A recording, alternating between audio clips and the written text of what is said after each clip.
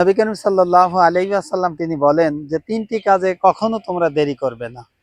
এই তিনটি কাজের ভিতরে এক নাম্বার কাজ হলো যে কোনো ব্যক্তি যদি মৃত্যুবরণ করে, আল্লাহ নবী বলেন যে তাকে কবরে তাড়াতাড়ি মাথরুম করো, কেননা মাথরুম করতে কখনো দেরি করো না। অর্থাৎ সে নেককার হোক আর বদকার হোক, আল্লাহর নবী বলেন যে তাকে যতদূর সম্ভব তাড়াতাড়ি জানাজার কার্যক্রম সম্পন্ন করে তাকে কবরে মাথরুম করার ব্যবস্থা করো। যদি না করা হয় তাহলে দুইটা সমস্যা দেখা দেয়। আল্লাহ নবী বলেন যে ওই ব্যক্তি যদি গুনাহগার যদি হয় আর গুনাহগার ব্যক্তি যদি মৃত্যুবরণ করে আর তাকে যদি তাড়াতাড়ি কবরে যদি মাথরুম যদি না করা হয়, তাহলে আল্লাহ তাআলা ওই বান্দাদের প্রতি এত অসন্তুষ্ট হয় যে এই গুনাহগার ব্যক্তি কবরের উপর মাটির উপরে থাকার কারণে আল্লাহ তাআলা দুনিয়ায় বিভিন্ন ধরনের আসমানি বালা দিয়ে মানুষের উপর চাপিয়ে দেয়। অর্থাৎ আল্লাহর পক্ষ থেকে বিভিন্ন ধরনের আযাব আর গজব আল্লাহ তাআলা পাঠান।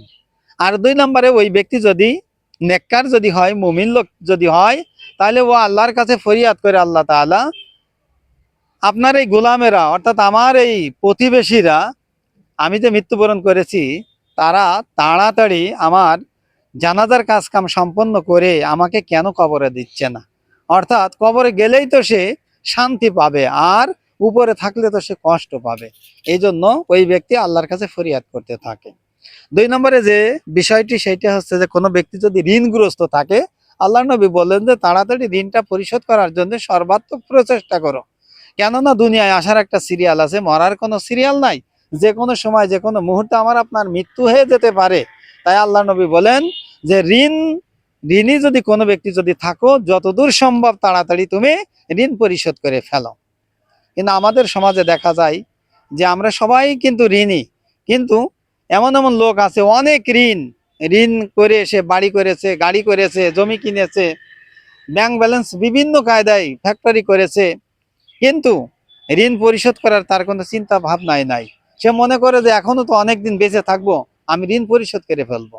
কিন্তু আল্লাহর নবী বলেন যে দুনিয়ায় আসার একটা সিরিয়াল আছে, মরার কোনো সিরিয়াল নাই। যে কোনো সময় যে কোনো মুহূর্তে আমার আপনার মৃত্যু হয়ে যেতে পারে। কিন্তু এই ঋণ পরিশোধ না করে যদি মৃত্যুবরণ করি, তাহলে কিয়ামতের সেই কঠিন মুসিবতের দিনে অবশ্যই আমাদের ঋণ পরিশোধ করতে হবে। ঋণের গুনাহ কখনো মাফ হয় না।